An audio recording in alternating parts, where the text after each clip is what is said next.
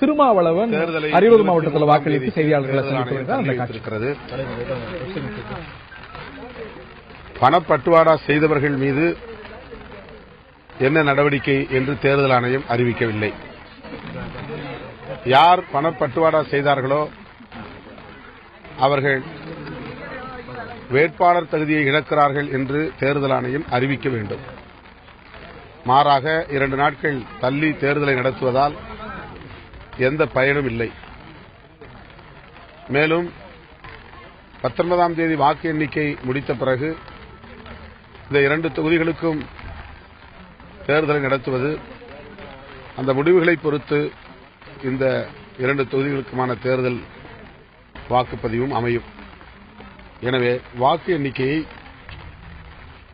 தள்ளி வைக்க வேண்டும் அல்லது வாக்கு எண்ணிக்கைக்கு முன்பே அந்த 2 தொகுதிகளுக்கும் தேர்தலை நடத்த வேண்டும் என்பது எங்கள் கூட்டணியின் சார்பில் நான் வேண்டுகோள் விடுக்கிறேன். தமிழகம் முழுவதும் மக்கள் அதிமுக, திமுக ஆகிய 2 அணிகளுக்கும் எதிரான மனநிலையில் இருக்கிறார்கள். தமிழகம் முழுவதும் புதிய வாக்காளர்கள் எமது தேமுதிக மக்கள் நலக் கூட்டணி தமாக அணியை வெகுவாக ஆதரிக்கிறார்கள். எங்கள் அணி ஆட்சியை கைப்பற்றும்.